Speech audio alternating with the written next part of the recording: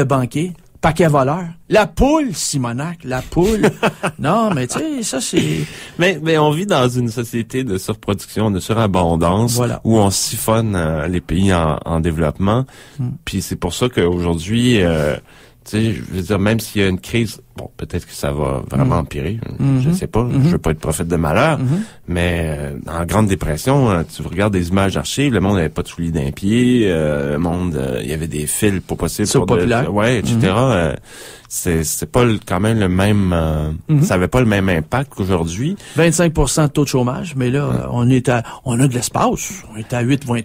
Il y a de la place. Ouais, ben, c'est plus le même calcul, je suis sûr. Comprends-tu? Oui, on s'entend là-dessus. Les chiffres, on peut leur faire dire bien des affaires. Mais même s'il y a beaucoup de chômage, il y a une espèce de société de consommation, d'abondance ici, qui se fait sur le dos du reste du monde, du reste de la planète, sur la planète au niveau environnemental, mais sur la planète humaine aussi. Que ça soit dans les pays africains ou d'Asie ou d'Amérique du Sud. Ou, ça a aucun sens que une si petite portion de l'humanité s'accapare tous les bienfaits. 1% des riches du monde, surtout en Occident, accapare 40% des ressources mondiales. Un détail. Le rapport est là. Et je pense qu'il y a beaucoup de ça dans le fait que la crise aujourd'hui, on la sent pas comme on l'a senti en 29. Par contre, chers auditeurs, chers auditrices, dans le documentaire de Richard Brouillette, vous pouvez voir une très bonne explication d'Oncle Bernard. Ça, c'est dans Charlie Hebdo. Oui. C'est, Desmaris. Bernard Maris. Bernard Maris, c'est ça, pas Desmaris, mais là, vois-tu, je pensais fortement à mon connard de Sagard. Bernard Maris, j'ai lu 4 de ses livres à Monsieur Bernard Maris. J'adore lire Bernard Maris. Il écrit dans Charlie Hebdo. Et Bernard nous explique, Oncle Bernard, il nous explique comment les spéculateurs s'en sont mis plein la panse avec tous les produits dérivés qu'ils ont patentés, qu'ils ont inventés, les mathématiciens puis les physiciens quantiques qui ont essayé, comprends-tu, de calculer les risques, puis ils nous l'expliquent très bien, qu'est-ce que le hedge fund. C'est très bien. C'est très bien. Parce que moi, j'ai fait 3 conférences sur le hedge fund l'automne passé et Bernard Maris l'a bien. Encore bien mieux que moi, tu vois.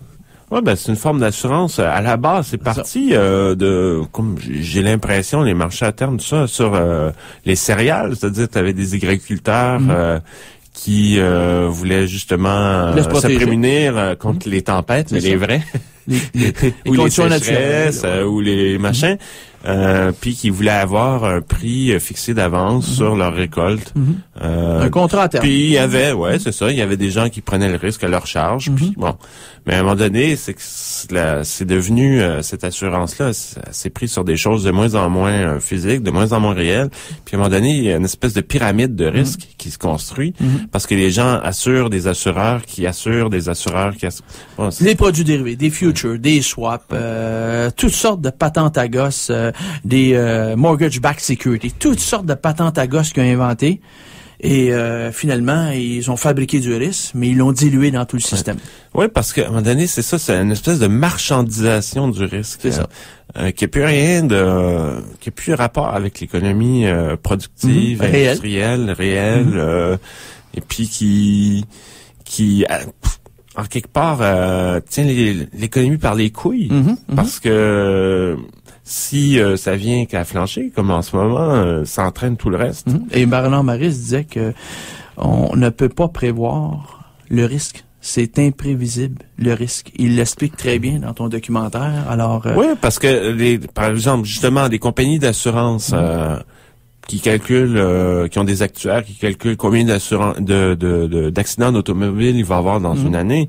Il y a la théorie des grands nombres, la théorie des probabilités, etc., qui leur permet de savoir à peu près combien il va en avoir. Bon, il y a des petites variations, mais en règle générale, c'est assez stable. Mais par contre, les risques sur les marchés, c'est des risques absolus. C'est des épiphénomènes, comme il dit. C'est des choses qu'on peut pas savoir d'avance. Et il y a rien qui dit parce que aussi il faut savoir, c'est ça. Dans la théorie de l'école autrichienne, on revient à Frédéric Hayek et machin. Ils disent que finalement c'est les opérateurs du marché qui ont l'information. Un État, ça peut pas avoir l'information. Donc, la somme des décisions de tous les opérateurs sur un marché donne beaucoup plus d'informations. Mais ça l'empêche pas de se casser la gueule.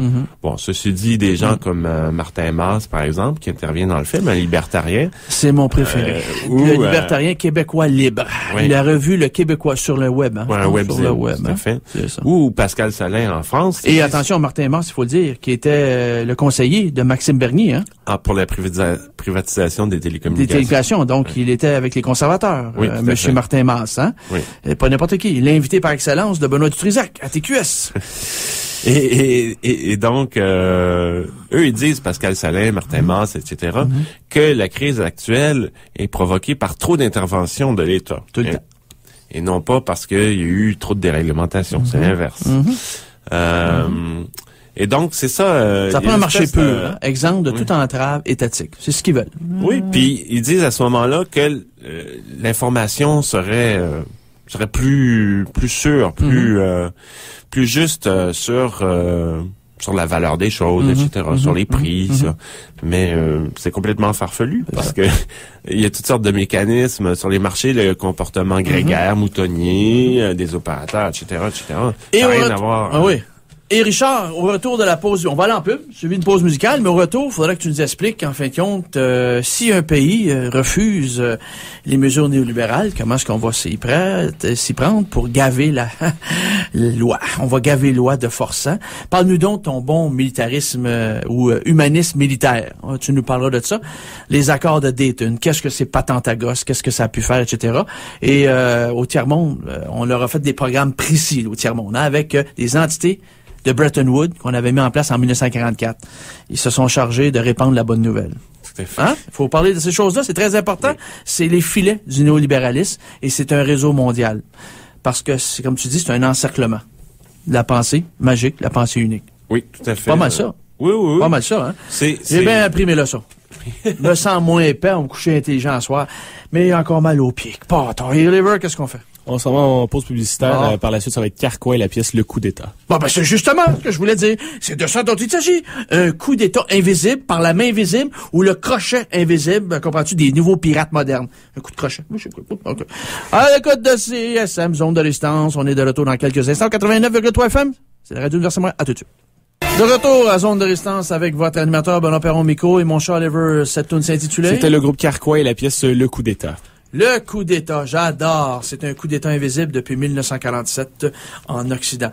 Chers auditeurs, on avait reçu le cinéaste, documentariste, Magnus Isaacson ici, à Zone de Résistance, à CSM, et il nous a envoyé des documentaires, et j'ai ici avec moi son documentaire classique, c'est un classique, 1995, que mon invité Richard Brouillette connaît bien, hein, le nouvel habit de l'empereur, qui a fait à l'Office national du film en 1995, et c'est un DVD, pas un DVD, mais c'est un VHS, VHS. Alors, ceux qui n'ont pas de VHS, on passe un autre appel. Alors, mon cher Oliver, on fait tirer ça. Quel appel? Toujours au 514-343-CISN. Je vais prendre le troisième appel. Le troisième appel, c'est parti, mon kiki. Bonne chance à tout le monde. En passant, cher auditeur, merci beaucoup à ceux qui m'ont écrit des petits mots et merci, entre autres choses, à Sébastien Bouchard de Robertval. Bonjour, M. Perron. Cela fait longtemps que je veux vous écrire car j'écoute votre émission depuis au moins 2002. Mon Dieu, ta vie est-elle une banqueroute, mon cher Sébastien? T'as pas rien de mieux à faire que ça, mon cher Sébastien. Alors, comment ça va dans ton coin de pays, mon Sébastien? Alors, j'ai maintenant une bonne occasion parce que j'ai ici un lien qui pourrait vous intéresser. C'est une photo prise lors d'un discours de Barack Obama. Oui, je l'ai vu, Sébastien, cette photo-là. Et c'est assez spécial. On peut isoler n'importe qui dans la foule lorsqu'il a été assermenté le 20 janvier 2009. Cela étant dit, j'en profite pour vous féliciter hautement, aussi haut que le plus possible, sans vous lancer de fleurs, bien sûr, parce que des bretelles, ça coûte cher à la longue. Hey! Pour l'ensemble de votre travail accompli jusqu'à maintenant. Alors, saluez Oliver de ma part. Alors, c'est ça qu'il dit, Oliver. Saluez Oliver de ma part. Il est très bon. Il dit qu'Oliver est très bon. Mais là, je pense qu'il va falloir qu'on se parle, mon cher Sébastien. Oliver est très bon. Mais là, il est occupé à répondre aux gagnants. Il n'y a rien entendu. Fait qu'on va continuer. Alors, c'est très remarquable, disons-le. Quand j'ai trop de Radio X et de TQS dans les parties, ça me prend une bonne dose de zone de résistance. Question de me remettre le cerveau à neuf.